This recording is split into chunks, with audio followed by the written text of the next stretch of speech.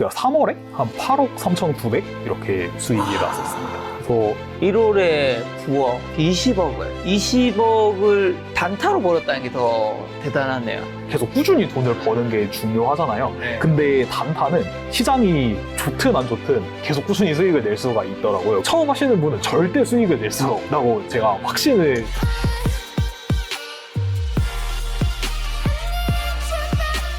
대왕기미 홍인기. 그는 최근 출연한 김작가TV에서 3달간 20억 수익을 인증하였습니다. 그런데 그의 3달간 20억 수익은 수익을 넘어 그 이상의 가치가 있습니다.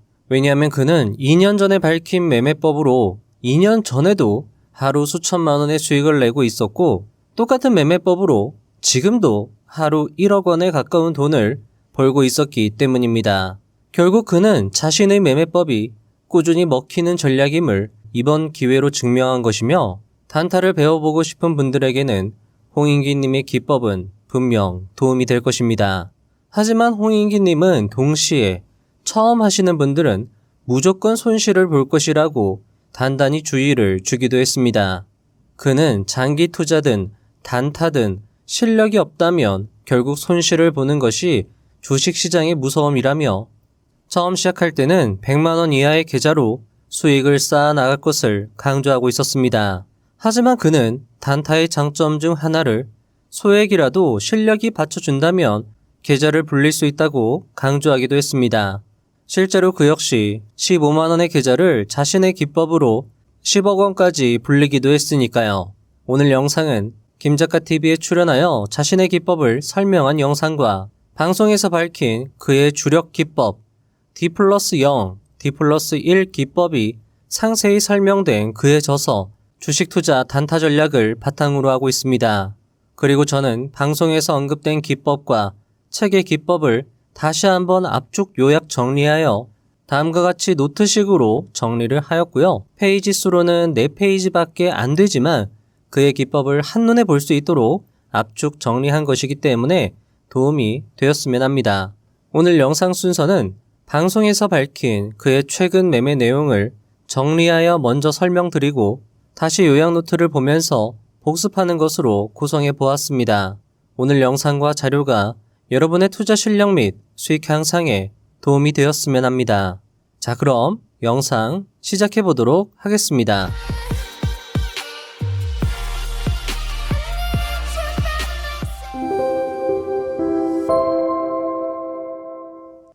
(1) 시장을 이길 수 있는 종목에 집중하라.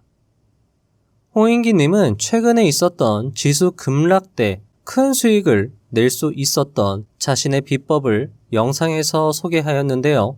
상보강도 활용의 중요한 사례가 될 수 있을 것이고, 결국 이 기법도 그의 주력 기법인 D+0, D+1과 연결이 되므로 주의 깊게 들어주시면 좋겠습니다.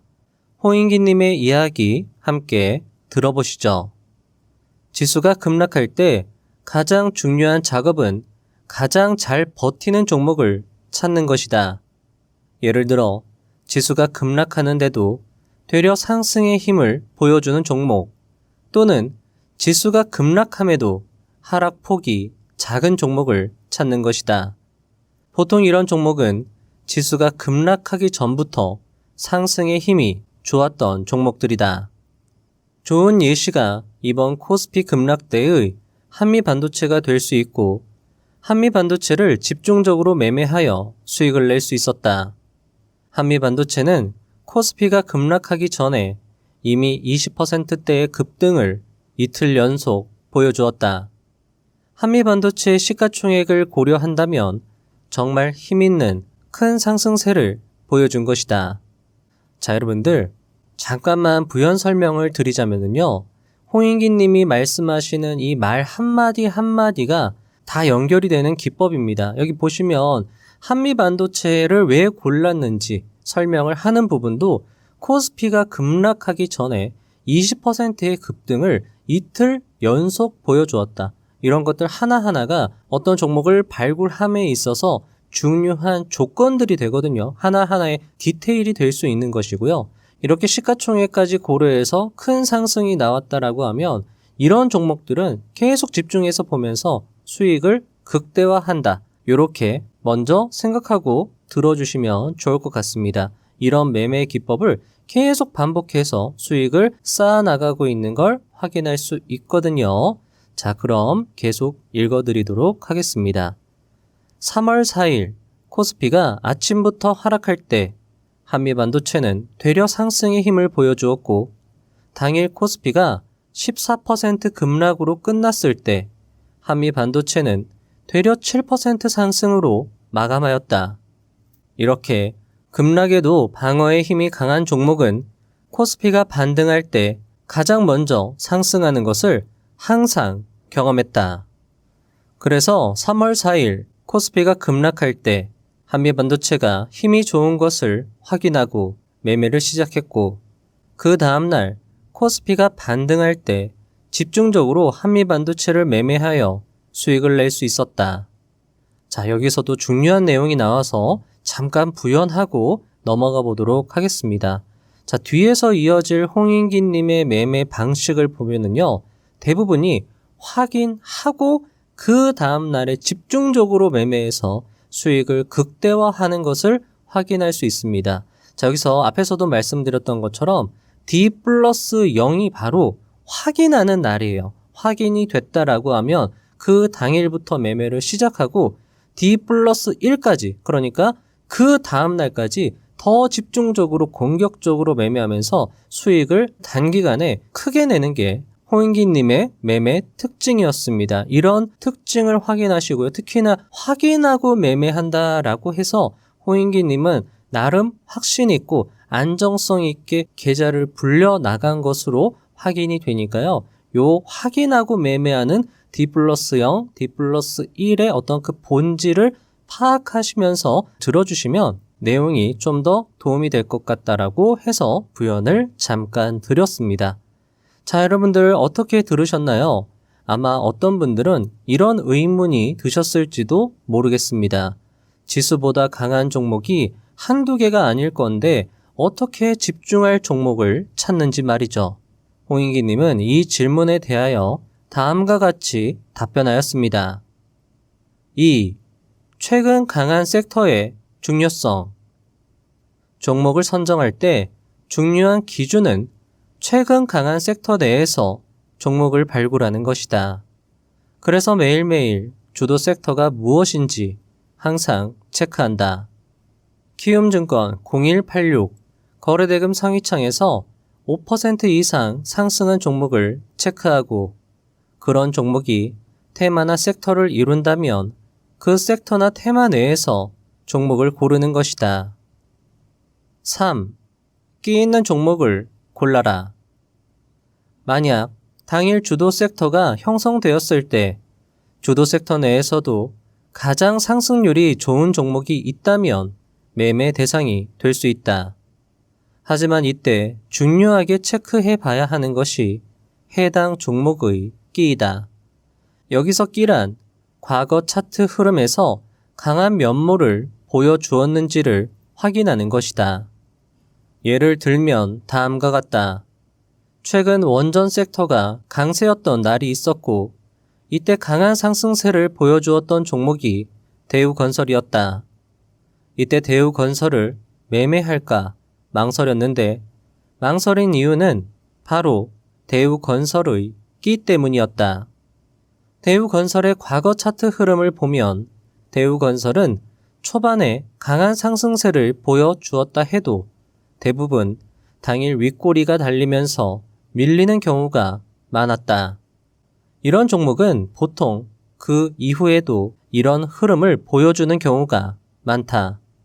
따라서 주도 섹터의 주도주라고 해도 항상 이전 차트의 흐름을 살펴서 그 종목의 끼를 확인하고 대응하는 것이 중요하다.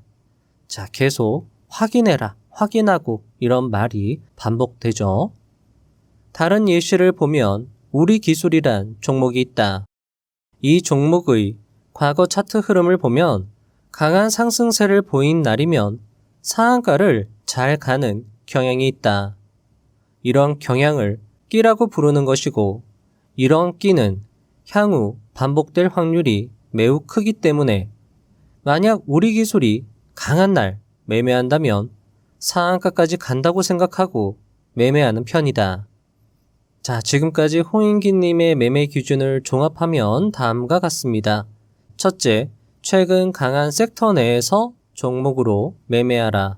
둘째, 지수보다 강한 종목으로 매매하라. 셋째, 끼가 좋은 종목으로 매매하라입니다. 그런데 홍인기님은 끼가 좋지 않아도 매매하는 경우가 있다고 말하기도 했는데요. 예를 들어 압도적으로 섹터의 힘이 강할 때 또는 정말 좋은 재료가 있을 때였습니다. 그리고 이 중에서 압도적으로 섹터의 힘이 강할 때 매매했던 예시를 다음 이야기에서 들려주는데요. 역시 중요한 매매 조언이 될 수 있을 것 같습니다. 호인기님의 이야기 함께 들어보시죠. 4. 압도적으로 섹터의 힘이 강한 때 집중해서 매매하라. 3월 5일 지수가 반등하는 날 반도체 섹터가 굉장히 강했다. 테크윙 상한가, 솔브레인 상한가, 한미반도체 22% 상승, 원익 IPS, 주성 엔지니어링, 리노공업, 제주반도체 모두 20% 이상 상승했다. 한미반도체와 같이 시가총액이 큰 종목이 22%까지 상승했다는 것은 당일 반도체 섹터가 굉장히 강했다는 것을 보여주는 반증이라고 할 수 있다. 이날 삼성전자와 SK하이닉스도 10% 이상 상승했다. 보통 이런 경우라면 섹터, 테마가 압도적으로 강하다고 판단할 수 있다. 그리고 나의 경우 이런 경우를 기회로 보고 이틀 정도 집중적으로 매매하여 수익을 내려고 노력한다. 이때는 테크윈과 한미반도체를 집중적으로 매매했다. 3월 5일 시가총액이 작은 반도체 종목들은 이미 상한가를 찍었는데 이런 종목들은 거래대금이 크지 않았다. 나의 경우 거래대금을 중요하게 보기 때문에 거래대금이 작은 종목들은 매매 대상에서 제외하는 편이고 이날 거래대금을 동반하며 상한가까지 상승했던 테크윙을 상한가 부근에서 집중적으로 매수했다. 그리고 상한가에 도달하면 수익을 실현해주고 다시 상한가가 풀리면 매수하는 식으로 매매하였다. 그런데 상한가가 풀렸을 때 어떤 종목들은 크게 하락하는 경우가 있기 때문에 주의해야 하는데 상한가 근처라도 자신 있게 매수하는 경우는 후발주의 힘이 강할 때이다. 테크윙이 상한가에 도달할 즈음에 반도체 후발주들의 힘이 강했다. 보통 이런 경우 테크윙이 상한가에 도달할 확률이 높고 테크윙이 상한가를 갔는데 후발주가 힘이 죽지 않고 상승세를 이어나간다면 테크윙이 다음날 갭상승할 확률이 높다. 그래서 상한가 근처에 높은 가격임에도 테크윙을 어느 정도 확신을 가지고 매수할 수 있었던 것이다. 테크윙은 상한가 다음날 3% 갭상승으로 시작했고 고가는 10%까지 상승했다. 앞서 말했던 것처럼 압도적으로 강한 섹터가 나온 날은 이틀인 다음 날까지 집중적으로 매매한다고 했는데 테크윙 역시 상한가 다음 날 더 집중적으로 매매하여 큰 수익을 낼 수 있었다. 테크윙으로 수익을 낸 결과를 보면 테크윙이 상한가를 간 날은 실현 수익이 120만원 정도였는데 상한가 다음 날 실현 수익은 9,700만원이었다. 이렇게 압도적으로 강한 섹터가 나온 날에는 다음 날 그리고 다다음 날까지 집중적으로 매매하여 수익을 극대화한다. 5. 집중 매매 시 타점 결정 방법. 자, 여기서 여러분이 궁금해 하실 것이 바로 구체적인 매수 매도 방법일 것입니다. 인터뷰를 진행하신 김 작가님도 여기 부분에서는 귀를 쫑긋 세우면서 집중하는 모습을 보여주었는데요. 호인기님의 구체적인 매매 타점 이야기 함께 들어보도록 하겠습니다. 먼저 매도의 경우 지지와 저항을 많이 참고한다. 이때 테크윙의 주봉과 월봉까지 보면서 체크를 하는데 테크윙의 경우 78,000원이 역사적 고점 가격이었다. 테크윙의 경우 압도적으로 강한 섹터의 대장이었고 테크윙의 상한가 가격이 역사적 고점 가격과 대략 7%밖에 차이가 나지 않았기 때문에 이런 경우 다음날 테크윙이 역사적 고점 가격까지 상승할 확률이 높다고 생각하고 78,000원을 목표로 하고 매도를 실행했다. 자, 아쉽게도 해당 영상에서 매수 기준까지는 설명을 해주시지는 않았습니다. 하지만 홍인기님의 매매 타점만 봐도 홍인기님의 매매 방법이 2년 전과 크게 달라지지 않았음을 확인할 수 있었는데요. 먼저 위 자료는 약 2년 전에 출간된 홍인기님의 저서 처음부터 시작하는 주식투자 단타 전략 내용 중 가장 강력한 차트 공략법이라고 소개해 주신 내용을 정리한 것입니다. 홍인기님은 이 전략을 D+0, D+1, D+2 매매법이라고 명명하셨고요. 종목을 고르는 방법은 뒤에서 좀 더 자세하게 다루도록 하고요. 매매 타점에 집중해서 설명을 드리자면 D+1 테크윙으로 따지면 상한가 다음 날이 되겠죠. 이때 매수 기준은 자기 보시면 데이 타점이죠. 전일 종가 근처 가격이라고 되어 있습니다. 이때 매수하고요. 손절은 전일 종가 대비 마이너스 1% 지점이고 익절은 보시면 익절 타점은 전일 대비 5에서 10% 상승한 가격이라고 되어 있습니다. 자, 그런데 어제 대장 성격이었던 종목이 오늘 시초가에 개파락을 하면 그냥 물량을 털고 D+1 매매는 하지 않는다 라고 말씀하시기도 했습니다. 자, 홍인기님의 테크윙에서의 D+1 매매 타점을 보시면 실제로 보시면 좀 더 이해가 쉬우실 텐데요. 자, 여기서 여러분들 홍인기님의 매매 타점을 잘 기억해 주시면 좋을 것 같아요. 특히 왼쪽에 초반에 장 시작하고 나서 테크윙을 어떻게 매수했는지 어디 지점에서 매수를 집중했는지 한번 기억해 주시면 좋을 것 같습니다. 자, 여러분들 기억하셨을까요? 자, 이제 다음 차트를 보시면 하고 무릎을 탁 치실지도 모르겠습니다. 자, 갑니다. 여기 부분 여러분들 기억해 주셨죠? 자, 어떠신가요? D+1 매수법 똑같이 사용하고 계셨죠? 자, 홍인기 님이 집중적으로 매수한 가격 여기 차트로 보시면 여기 부분이었습니다. 여기 부분하고 여기 부분하고 여기 부분에서 집중적으로 매수를 하셨고 그 가격은 영상에서는 보여주지 않으셨는데 바로 전날 테크윙의 종가 가격이었습니다. 자, 그러니까 주가가 올라갔다가 이 아래로 전일 종가, 상한가 종가죠. 종가까지 내려왔을 때 집중적으로 매수를 하신 걸 확인할 수 있고요. 자, 그리고 여기 이 차트가 1분봉 차트거든요. 여기에서 또 확인할 수 있는 매매의 디테일이 있습니다. 아마 눈치 빠르신 분들은 이미 알아채셨을지도 모르겠는데요. 바로 홍인기님이 언급하신 지지와 저항입니다. 먼저 홍인기님의 매매 순서를 보면 먼저 테크윙이 갭으로 뜬 날, 여기 갭으로 뜬 날이거든요. 자, 앞에 요 차트를 보여드릴게요. 여기에서 이제 종가 상한가 마감했죠. 그리고 나서 갭으로 일단 떴습니다. 갭으로 떴을 때 1차 매수가 들어갔습니다. 자, 그런데 그리고 나서 매수하고 나자마자 바로 하락합니다. 그런데도 매도 마크가 보이지 않습니다. 매도하지 않으신 거죠. 왜냐하면 어차피 전일 종가에서 매수하려고 했고 목표가는 어차피 계획했던 역사적 고점 7만원 선이기 때문이죠.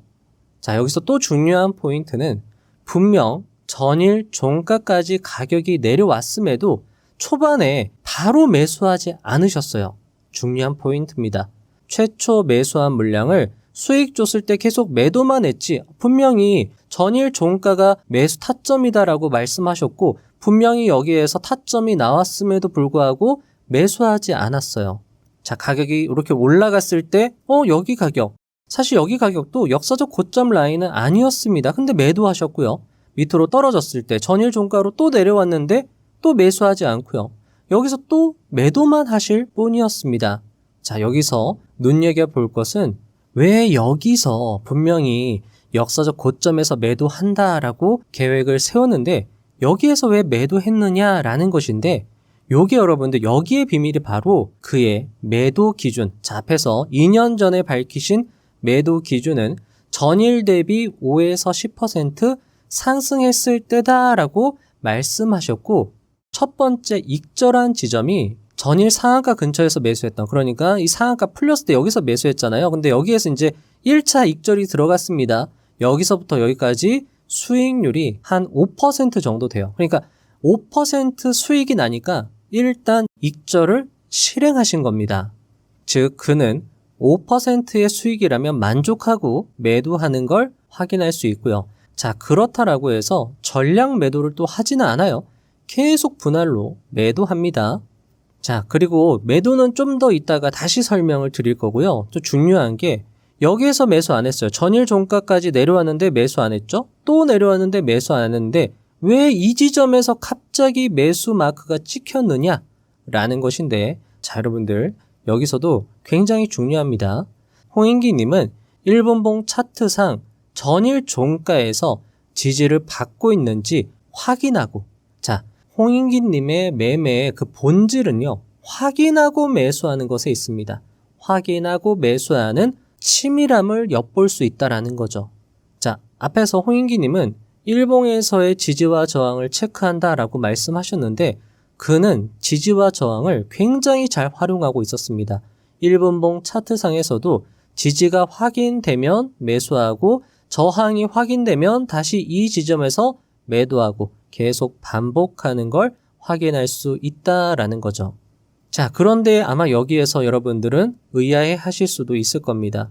분명히 전일 종가에서 매수해서 1% 하락하면 여기도 보시면 1% 하락하면 매도한다, 손절한다 라고 말씀하셨는데 자, 여기서 더 떨어졌는데 전일 종가 대비해서도 더 떨어졌는데도 집중적으로 매수하고 있다.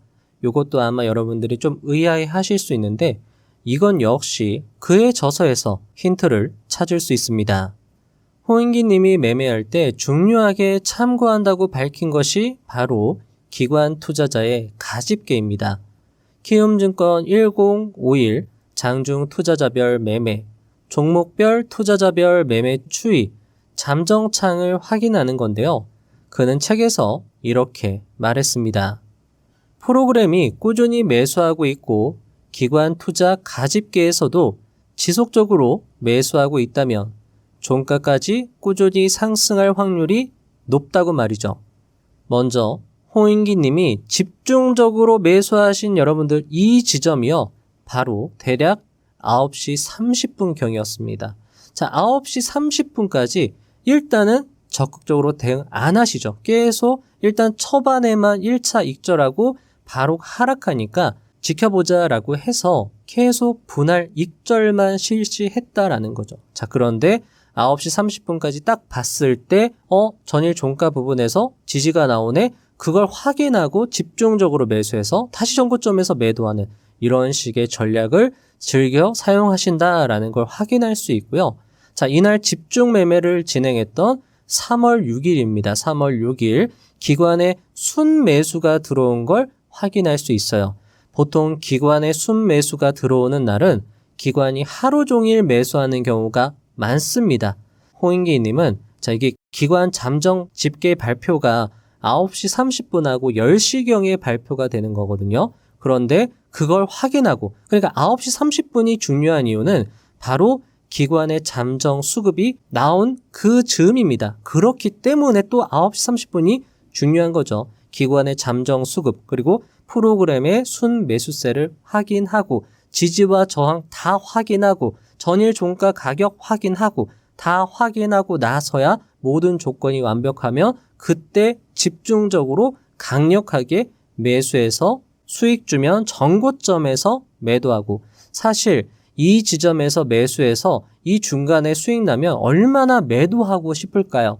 하지만 기준과 원칙을 지켜서 전고점까지 기다렸다가 익절을 실행하고요. 자, 이때 집중적으로 매수했을 때가 10시 30분, 20분, 30분 경입니다.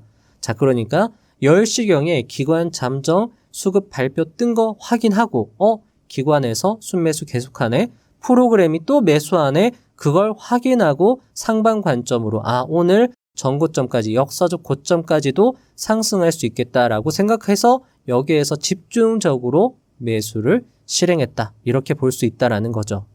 자, 홍인기님의 매매 방법을 다시 정리해 보겠습니다. 첫 번째, 주도 섹터의 대장주가 결정되면, 자, 그 다음날이 중요하다라고 홍인기님은 말씀하셨죠. 일단 주도 섹터의 주도주가 확실히 결정이 되어야 됩니다. 확인이 되어야 된다라는 거죠. 그리고 반응하는 겁니다. 그 다음날이죠. 그런데 그 반응하기 전날에 이미 계획을 세운다라는 거죠. 역사적 고점이라던가 중요한 지지라인을 확인하고 대응을 하는 겁니다.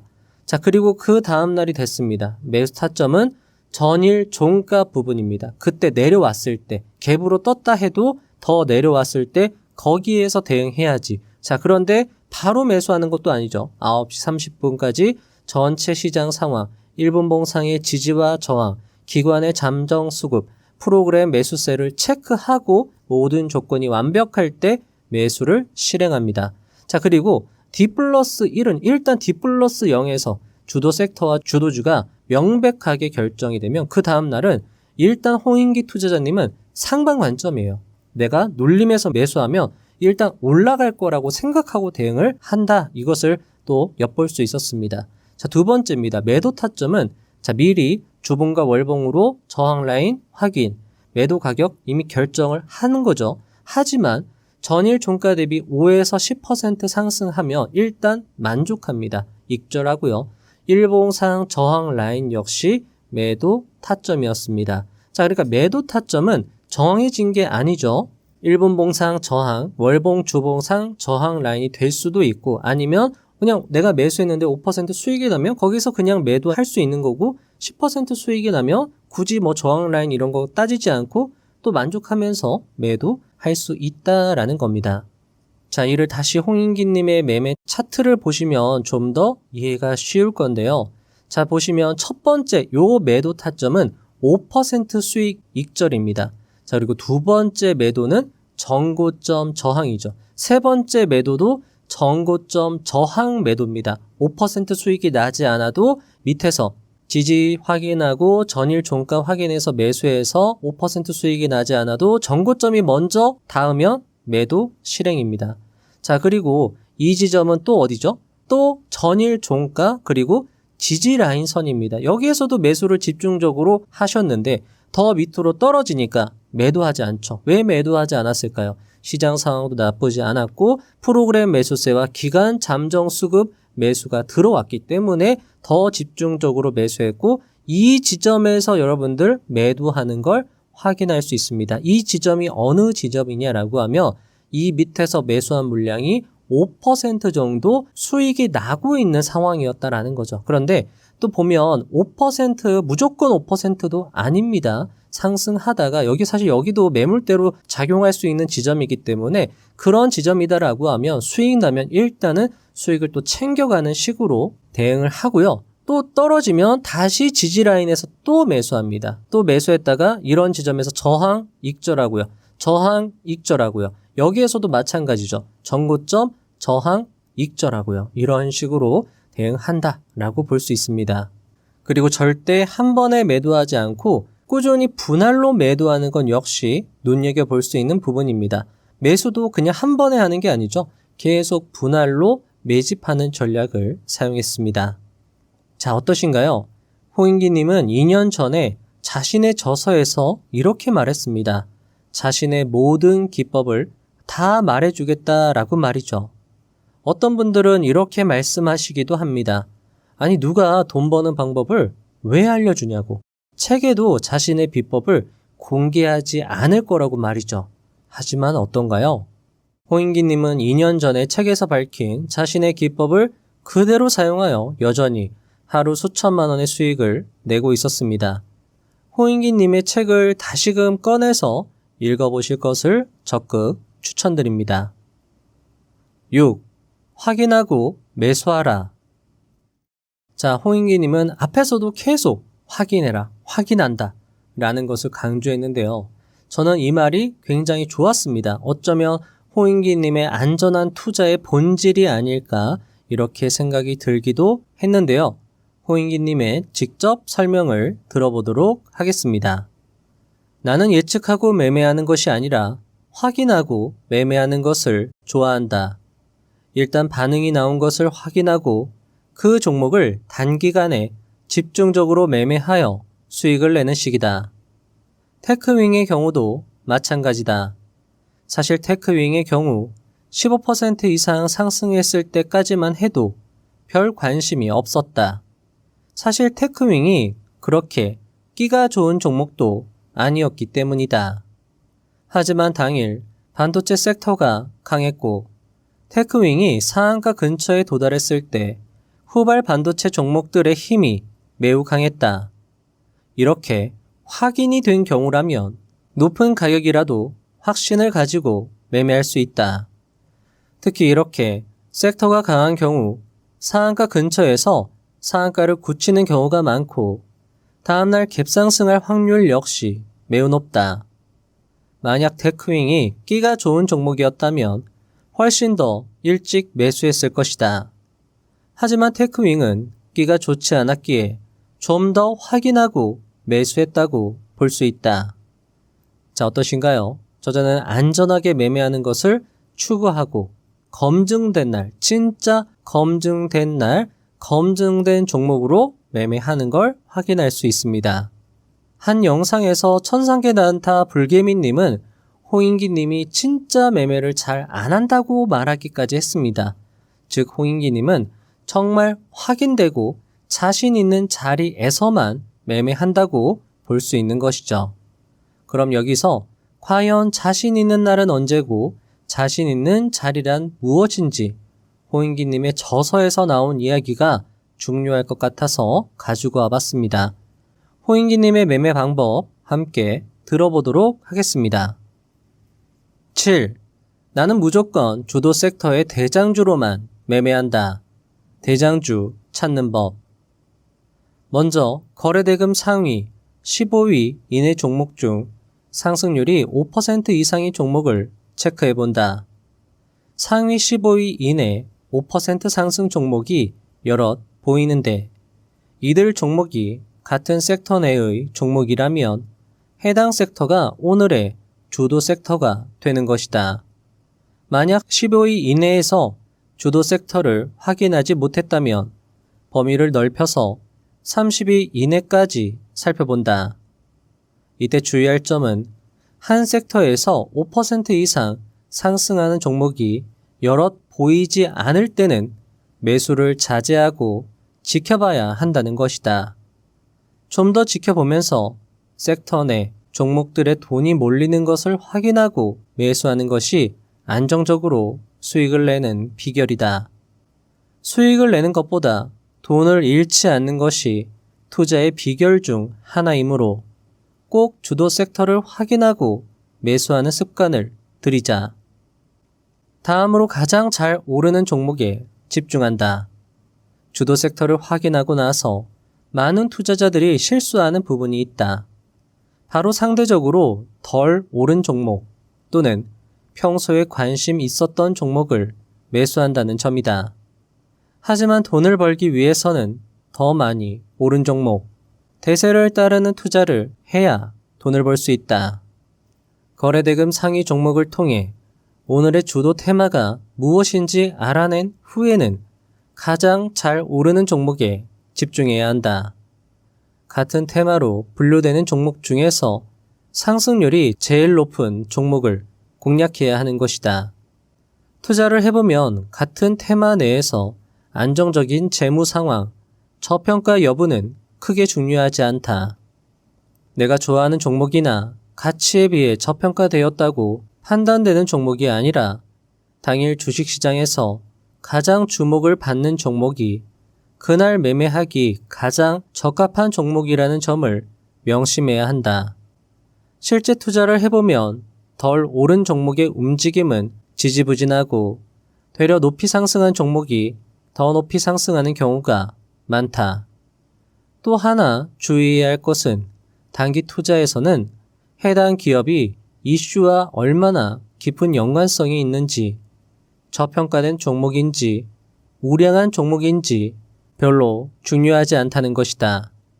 이런 내용을 고려하기보다는 주도 테마의 종목 중 가장 상승률이 높아 많은 사람에게 인기 있는 종목에 집중하는 것이 수익을 낼 수 있는 확률 높은 투자법이다. 그리고 내가 생각하는 가장 강력한 차트는 전고점을 돌파하는 장대 양봉이 처음으로 나오는 자리이다. 거래대금을 동반하며 신고가가 나오는 급등 패턴이다. 이때 신고가는 6개월 내 고점을 돌파하는 자리를 주로 의미하며 만일 역사적 신고가까지 돌파하는 경우에는 더 좋다고 볼 수 있다. 지금까지 나온 대박주들을 살펴보면 가장 강력한 차트 패턴을 시작으로 상승을 지속해 온 것을 확인해 볼 수 있다. 전고점을 돌파하며 장대 양봉이 나오는 자리가 가장 강력한 차트인 이유는 보통 다른 패턴에 비해 주가가 쉽게 상승할 확률이 높기 때문이다. 이론적으로는 거래대금을 동반하며 전고점 또는 신고가 자리를 돌파하면 대부분 사람들이 수익을 내고 있는 와중에 매수세가 몰리면 추가적으로 상승하는 자리이다. 그러므로 매도세는 작고 매수세는 강하므로 주가가 상승할 확률이 높은 것이다. 게다가 이러한 점을 다른 투자자들도 알고 있으므로 이런 자리에서는 쉽게 매수세가 몰려 주가가 큰 폭으로 상승하는 경우가 많다. 8. 대장주를 찾았다면 첫째 날 공략법. 전고점을 돌파하는 장대 양봉이 나온 종목을 거래대금 상위창에서 확인했다면 해당 종목이 주도 섹터의 주도주인지 먼저 확인한다. 만약 주도 섹터 내에서 가장 크게 상승하며 장대 양봉을 뽑았다면 해당 종목은 쉽게 상승할 가능성이 높다. 따라서 이런 종목은 첫 장대 양봉 이후 이 거래일 동안 집중적으로 매매하기가 좋다. 보통 그날의 주도 테마 대장주는 9시 30분 이후로 거래대금 상위창에서 발견할 수 있다. 이때 프로그램이 꾸준히 매수하고 있고 기관 투자자 가집계에서도 지속적 매수세가 들어온다면 종가까지 상승할 확률이 높다. 따라서 이런 종목은 꾸준히 모아가는 전략이 유효하다. 이때 나는 두 개의 계좌를 이용하여 매매한다. 하나는 오버나잇 계좌로 추세 상승분을 노리는 목적이다. 오버나잇 계좌는 끝까지 상승한다는 가정하에서 보유하는 것이므로 종목만 확실하다면 타이밍을 재지 않고 매수한다. 만약 시장 상황까지 좋다면 더욱 확신을 가지고 매매할 수 있다. 그러나 시장 상황이 좋지 않고 종목에 확신이 없다면 오전장에 적절히 수익을 실현하고 오후장은 관망하는 것이 좋다. 장이 끝나고 시간의 단일가에서 1% 이상 하락하는 경우 시간의 단일가로 매도하는 것이 좋다. 왜냐하면 1% 이상 하락하는 종목은 다음날 더 하락하면서 장대 음봉을 만들 가능성이 높기 때문이다. 다른 계좌로는 눌림 데이 트레이딩을 목적으로 한다. 주도 테마 대장주라면 눌림을 주더라도 쉽게 반등할 수 있다.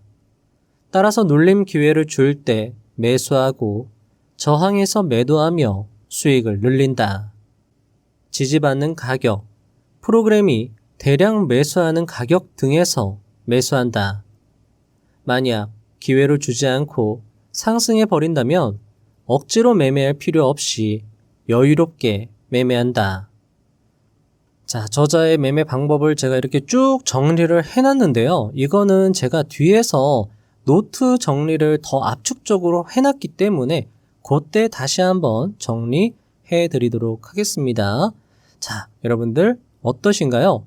자, 이렇게 정리하니까 이해도 쉽고 정말 이대로 하면 쉽고 간편하게 매매할 수 있을 것 같은 희망이 드실지도 모르겠습니다. 어떤 분들은 당장이라도 정말 이 기법을 활용해서 내가 당장 큰 돈을 벌 수 있겠다라고 생각하실 수도 있을 겁니다. 그리고 그런 분들도 분명히 있을 거예요. 어떤 분들은 이미 지금 실력이 충분히 쌓여 있어서 이 기법을 딱 봤을 때 나랑 잘 맞겠다. 내가 해볼 수도 있겠다. 그러면 그런 분들은 잘 하실 수도 있을 거예요. 하지만 홍인기님 같은 경우에 진심 어린 조언을 마지막에 해주셨거든요. 함께 들어보도록 하겠습니다. 9. 단타는 재능의 영역. 단타 트레이딩은 재능의 영역이고 중장기 투자보다 성공 확률이 낮다는 말에는 그렇게 동의하지는 않는 편이다. 단타든 장기 투자든 수익을 낼 수 있는 사람은 5% 미만이라고 생각한다. 그리고 내가 보여준 매매를 쉽게 생각할 수 있는데 그렇게 생각하면 큰 오산이다. 수많은 시행착오를 겪었고 10년 이상 경력이 쌓인 후에야 빛을 볼 수 있는 것이 주식 투자라고 생각한다. 그런데 이런 것들을 단순히 쉽게 생각해서 매매하면 깡통을 찰 수밖에 없다. 따라서 단타를 시도하고 싶다면 계좌를 매우 작게 해서 연습해 보실 것을 권해드린다. 그래서 나는 처음 하신 분들은 무조건 100만 원 이하로 매매하라고 추천드린다. 그 이유는 단타의 경우는 정말 실력이 우선되기 때문에 그래서 처음 하시는 분들은 절대 수익을 낼 수 없다고 확신을 드릴 수 있다. 그래서 적은 금액으로 연습하다가 소액으로 수익이 발생하면 그때부터 계좌를 키워나가면 된다. 단타가 쉬워 보이지만 절대 쉽지 않고 초보자분들은 100% 손실을 볼 수밖에 없기 때문에 조심해서 접근해야 한다. 자, 홍인기 님이 잘 설명해 주셨는데요. 단타든 장투든 노력과 실력의 영역이지 재능의 영역은 아니며 특히 단타는 바로바로 결과가 나오기 때문에 실력이 쌓이지 않은 초보자분들은 바로 수익을 기대하기보다는 작은 계좌로 수익이 쌓이는 것을 자기도 나오죠. 확인하고 계좌를 키울 것을 당부하고 있습니다. 이 부분은 꼭 염두하셔가지고 단타를 시작하시는 분들은 꼭 계좌를 작게 해서 매매 연습을 충분히 해 나가시면 좋을 것 같습니다. 자, 여러분들 이제 압축 정리 노트로 다시 한번 정리해 보도록 할게요. 자, 종목 선정은 무조건 강한 주도 섹터 내에서 주도주, 대장주, 1등주로만 합니다. 다른 건 건드리지도 않는 거예요. 자, 강한 주도 섹터부터 한번 찾아보시죠. 자, 9시 30분 이후에 거래대금 상위창 15위 내에서 5% 이상 상승 종목 찾으시고요.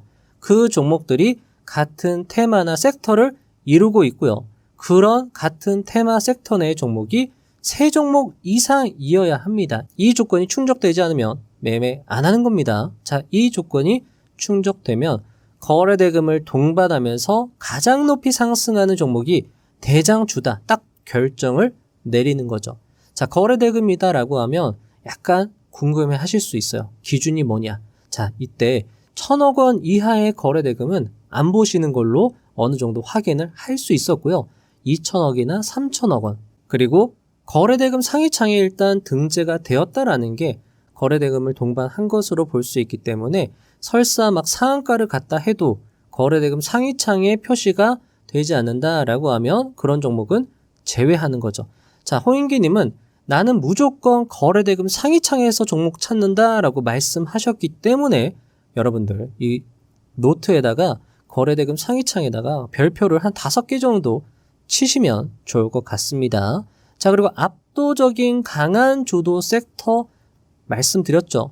상한가를 가거나 또는 20% 이상 상승한 종목이 다수일 때는 이 섹터가 굉장히 강하구나. 그러면 끼가 약한 종목도 그 종목이 대장이면 상한가 근처에서 상따 개념으로 대응을 하는 거죠. 자, 그리고 가장 강력한 차트는 전고점을 돌파하는 첫 장대 양봉을 뽑는 종목입니다. 이 조건이 모두 부합될 때 비로소 강력한 비중 베팅을 하는 거고요. 만약에 조금 부족하다라고 생각이 들면 다 확인하는 거죠. 테크윈 같은 경우에도 장대 양봉 자리가 전고점을 돌파하는 자리가 아니었습니다. 그럼에도 강력하게 대응을 했던 건 압도적으로 강한 주도 섹터 내에 대장주라는 것이 확인되었기 때문이죠. 그것도 여러분들이 꼭 생각해서 대응해 주시면 좋을 것 같아요. 일단 기본적으로 이 노트의 내용은 딸딸 외우시면 좋을 것 같습니다. 그리고 이 노트 활용법은요. 일단 프린트를 하셔가지고 요거를 여러분들이 어떤 압축, 요약, 암기장으로 사용하시고 여기에다 이제 여기 칸을 남겨둔 건 메모하시라고 남겨둔 거예요. 홍인기님 영상, 홍인기님 책 같은 걸 보시면서 추가적으로 중요하다라고 생각이 드시면 왼쪽에 메모를 해 나가시면 좋을 것 같습니다. 자, 그리고 중요한 팁이죠. 끼가 있는 종목을 골라야 합니다. 끼가 있다라고 하는 건 과거의 차트 흐름상 상한가를 간 이력이 있거나 20% 이상 상승이 나오는데 깔끔하게 양봉으로 끝나는 경우가 많거나 아니면 연속으로 장대 양봉을 뽑은 이력이 있는 종목을 보통 끼가 있다라고 하는 겁니다. 그럼 반대로 끼가 없는 종목은 무엇일까요? 상한가를 간 적이 없고요.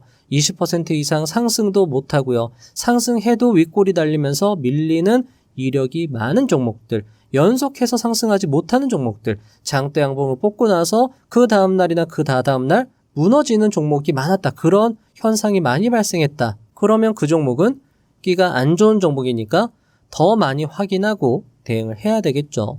자, 주도 섹터 내의 대장주가 만약에 끼가 있다 라고 생각이 들면 9시 30분에 확인하자마자 대응하는 겁니다.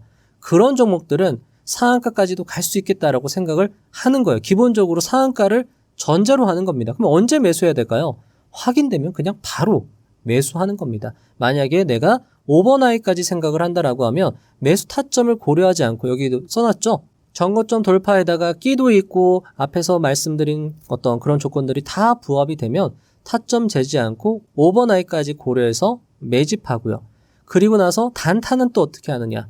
지지와 저항을 고려해서 지지 또는 눌림에서 매수하고 저항에서 매도하면서 수익을 쌓아 나가는 겁니다. 이거 어떻게 하는지 뒤에서 말씀드릴 거고요. 주도 섹터 내 대장주가 끼가 없다라고 하시면 후발주가 단체 상승을 강하게 하는 것까지 확인하고 상따 개념으로 가는 겁니다. 자, 후발주가 20% 이상 상승이 나오고 있다라고 하면 대장주는 25% 이상이겠죠. 그러면 상따까지 생각하면서 상따 가격 근처에서 매수하는 거죠. 상한가 근처까지 갔는데 후발주가 강하다?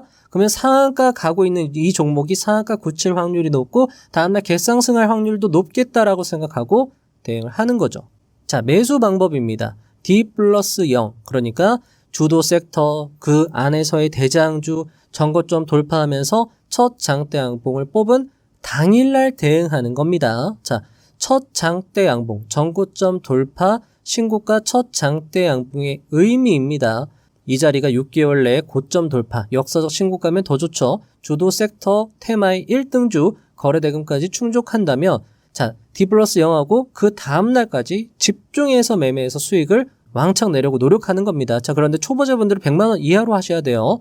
자, 일반적으로 이 장대 양봉이다라고 하면 기준은 10% 이상 상승을 기준으로 할 수 있겠지만 만약에 끼가 좋고 9시 30분에 이미 전고점 돌파하는 양봉이 나왔다라고 하면 역시나 10%가 굳이 되지 않아도 대응할 수 있겠죠. 자, 위 조건이 모두 충족됐다라고 하면 앞에서도 말씀드렸죠. 갭상승 나올 확률이 높기 때문에 종가까지 상방 관점이죠. 게다가 만약에 이런 자리에서 기관 잠정 매수라던가 프로그램 매수세까지 우호적이다라고 하면 역시나 더 강한 확신을 가지고 대응할 수 있다라는 겁니다. 자, 그러면 실제로 D+0 첫 장대 양봉 당일의 실제 타점 예시를 한번 가지고 와봤습니다. 지지와 저항을 확인하는 거예요. 1분봉 차트상에서 자 이렇게 쭉 상승을 하다가 하락을 해요. 하락을 하는데 첫 번째 지점에서는 매수 안 하겠죠. 확인해야 되니까. 다시 고점, 다시 저점.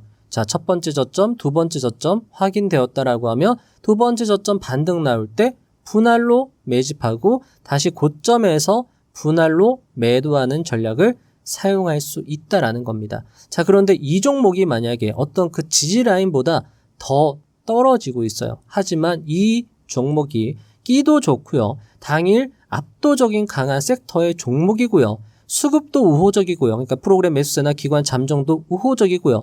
시장도 우호적이다라고 하면 자 기본적으로 홍인기 투자자님은 이 기법에 충족되었다라고 하면 상승을 전제로 합니다. 그러면 떨어지면 더 매수한다라는 거죠. 상방 관점을 가지고 지지선 아래라도 추가 매수를 계속 해주는 겁니다. 그리고 언제 매도하나요? 앞에서 설명드린 것처럼 익절은 여기 써놨죠? 5%, 10% 정고점. 정고점이라고 하면 1분 봉상 정고점, 주 월봉상 정고점이 될 수 있습니다. 자, 손절은 그러면 어떻게 해야 될까요? 손절 여기도 제가 메모를 해 두었는데요. 홍인기 투자자님은요, 분봉상 고점 대비 절반 이상 밀리면 매수를 안 한다고 하셨습니다. 손절 관점에서 보면 활용을 할 수 있겠죠. 그러니까 분봉상 고점 대비 절반 이상 밀렸다라고 하면 아 이거 좀 아닌가 싶다라고 해서 잘라내야 되겠죠. 손절해야 되겠죠. 그리고 보통 이때 보면은 주도의 개념이 무너지는 경우가 다수라고 설명을 해 주셨습니다. 자, 그리고 내가 이렇게 매수했는데 종가 이제 오버나잇까지 생각을 했는데 매수하고 나서 시간 외에서 또는 대체 거래소가 되겠죠. 대체 거래소에서 1% 넘는 하락이 나오면 그냥 매도하는 겁니다. 자, 그리고 D+1입니다. 첫 장대 양봉 다음 날이죠. 이때도 굉장히 중요합니다. 이때 기준은 전일 종가를 기준으로 합니다.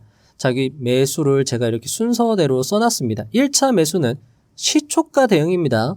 끼가 강한 종목은 강하게 매수할 수 있고요. 끼가 약한 종목은 약하게 매수할 수 있겠죠. 일단 항상 분할 매수를 고려하고요.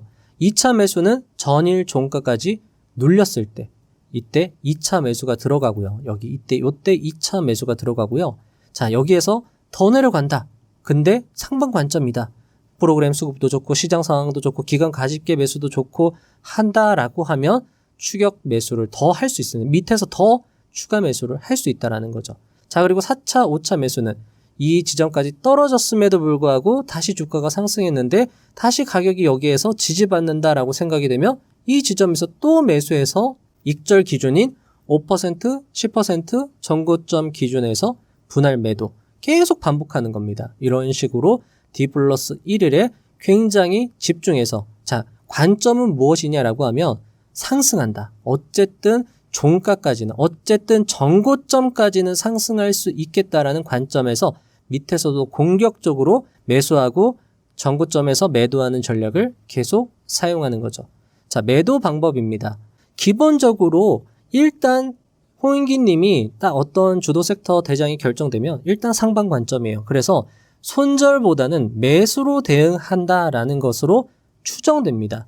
자, 일단 시초가 개파락 시 시초가에 즉시 매도하죠. 자, 근데 반대로 생각하면 시초가가 갭상승하면 상방 관점이란 거죠. 그러니까 이런 경우에는 9시 30분까지 기다리지 않고 그냥 바로 시초가에서 대응하는 것을 확인할 수 있습니다. 자, 생각대로 상승하지 않고 하락하거나 시장이 비우호적이다라고 하면 매도하는 거죠. 예를 들면 내가 지지 라인에서 지지될 거다라고 생각해서 매수했는데 1% 이상 하락한다? 손절해야 합니다. 하지만 앞에서도 말씀드렸죠. 손절 안 하죠. 왜 안 하냐면 압도적으로 강한 주도 섹터나 끼가 굉장히 우수하다라고 생각이 되고 게다가 시장이 우호적이고 프로그램과 기관 잠정 수급이 우호적이면 손절 안 하고 더 매수합니다. 자, 그리고 익절은 앞에서 계속 말씀드렸죠. 5%, 10%, 일본봉, 주봉, 월봉, 정고점 익절을 활용합니다. 자, 여기 제가 본 영상에서도 말씀을 드렸죠. 요거 참고해 주시고요. 자, 그리고 또 중요한 어떤 시장이 급락했을 때 수익을 낼 수 있는 비결, 시장을 이길 수 있는 종목에 집중해라. 지수가 만약에 급락하면 가장 잘 버티는 종목을 물색하는 거죠. 근데 이런 종목이 어떤 종목이냐? 지수가 떨어지기 그 이전에 가장 강했던 섹터에서 찾으면 된다라는 거예요. 그리고 그런 종목들이 보통 지수가 급락할 때 방어력이 좋다라는 겁니다. 이런 종목은요, 지수가 하락할 때 덜 떨어지고요, 되려 상승하는 종목입니다. 보통 이런 종목은요, 지수가 반등하면 가장 먼저 높게 상승할 확률이 높다라는 거예요. 그래서 이런 것도 기회로 보고 굉장히 강력하게 비중 베팅해서 수익을 크게 챙겨나간다라는 거죠. 자, 마지막으로 단타의 주의사항입니다. 단타든 장투든 수익 내는 사람은 사실 5% 미만이에요. 결국 실력의 영역이다. 따라서 실력이 없으면 무조건 반드시 손실 날 수밖에 없다라고 말씀하셨어요. 초보자라면 100만 원 이하 계좌로 충분히 연습하실 것을 공고하셨고요. 소액의 수익이 발생하면 그때부터 계좌를 조금씩 키워나가야 된다라고 말씀하셨습니다. 자, 요 내용은요, 여러분들 지금부터라도 관심이 있으신 분들, 그리고 나하고 잘 맞을 것 같다라고 생각이 드시는 분들은 연습을 하시고, 저 역시 이 기법 정말 지금부터라도 먹히는지 실제로 검증하고 수요일 실전 영상에서 그 결과를 말씀드리도록 해보겠습니다. 이 기법 정말 한번 꼭 사용해보고 싶은 그런 기법이었습니다. 자, 지금도 먹히는 전략, 제가 드린 요약 노트 자료를 바탕으로 영상과 책을 다시금 꼼꼼히 공부해 보시면 좋겠습니다. 아마존의 제프 베조스는 창업 초기 몇 년간을 자신이 직접 책을 배달했다고 합니다. 시멘트 바닥에 무릎을 꿇고 포장을 하던 중 제프 베조스는 옆에 직원에게 우리에게 필요한 건 무릎 보호대야 라고 말했고, 그 말을 들은 직원은 사장님, 우리에게 필요한 건 포장대라고요 라고 말했답니다. 그 말을 들은 제프 베조스는 와, 그거 내가 지금까지 들어본 것 중에서 가장 훌륭한 아이디어야 라고 대답했다고 합니다. 웃어 넘길 수 있는 이 대화에서 우리는 많은 것을 배울 수 있습니다. 엄청난 기업가도 몇 년간을 직접 배달하며 포장했다는 것, 엄청난 기업가도 무릎 보호대밖에 생각하지 못했다는 것입니다. 우사인 볼트는 이렇게 말합니다. 저는 4년을 훈련했습니다. 단 9초를 달리기 위해서요. 위대한 농구선수 코비 브라이언트는 위대함을 이렇게 정의합니다. 작은 발걸음을 시작으로 수년간 지속한다면 누구나 최고가 될 수 있어요. 위대함은 매일 성장하는 과정에 있습니다. 역사상 가장 많은 금메달을 보유하고 있고 세계 신기록을 39번 경신한 마이클 펠퍼스는 이렇게 말합니다. 전체적으로 그냥 과정이었어요. 진정으로 당신이 목표와 잠재력에 다가가기 위해서는 시간과 노력이 필요합니다. 저는 5에서 6년 동안 훈련하면서 단 하루도 훈련하지 않은 날이 없습니다. 하루도 빠짐없이 저는 물속에 있었습니다. 그게 차이점이고 그게 저를 최고로 만들어 주었습니다. 복잡한 건 없었습니다. 제가 드리고 싶은 요지는 성공의 비결은 재능이 아니라 꾸준한 노력에 있다는 것입니다. 제프 베조스도 창업 초기에는 포장대도 생각하지 못했던 평범한 창업자 중 한 사람이었습니다. 하지만 꾸준함과 집념이 그를 명석하고 재능 있는 사람으로 만든 것이죠. 그러니 꾸준한 노력이 있다면 여러분도 충분히 할 수 있다는 것입니다. 여러분은 10억도, 50억도, 100억도, 500억도, 1000억도 충분히 벌 수 있습니다. 말도 안 된다고요? 제프 베조스도 몇 년간 직접 포장하고 배달을 뛰는 사람이었는데 그의 회사는 시가총액이 2,000조 원에 달하고 그의 재산은 226조 원에 달합니다. 애플의 스티브 잡스 역시 허름한 창고에서 시작했습니다. 그때 당시 아무도 그를 위대하다고 하지 않았습니다. 테슬라의 일론 머스크도 시작은 허름했죠. 앞에 말씀드린 그들을 위대하게 만든 건 재능도 돈도 아니었습니다. 수년간의 꾸준한 노력과 시간이 그들을 위대하게 만든 것이죠. 부자의 선 채널의 여러분은 꾸준함의 자질을 이미 갖춘 사람들입니다. 1시간짜리 영상을 클릭했다는 그 자체만으로도 그 자질은 이미 입증된 셈입니다. 그러니 포기하지 마십시오. 자질을 갖춘 사람들이 포기하는 건 정말 안타까운 일입니다. 성과가 없을 수 있습니다. 그래도 끝까지 포기하지 않고 그저 부자가 되기 위해서 할 수 있는 일, 해야 하는 일을 반복적으로 해 나가셨으면 합니다. 어느새 또는 언젠가 큰 돈이 여러분들 계좌에 들어있을 것입니다. 꾸준한 과정 속에서 이미 성취감과 행복감을 느낀 여러분들은 그 돈이 그렇게 대단하게 느껴지지 않을 수 있습니다. 왜냐하면 과정이 이미 위대했기 때문입니다. 위대한 과정을 함께 한다는 것이 참으로 기쁘고 영광스럽습니다. 위대한 과정을 밟고 있는 여러분들을 뒤에서 응원드리고 도와드리는 부자의 선 채널이 되도록 항상 최선을 다하겠습니다. 다음 영상도 알차게 준비해서 오겠습니다. 감사합니다. 부자가 되는 지름길로 저와 함께 달려가시죠.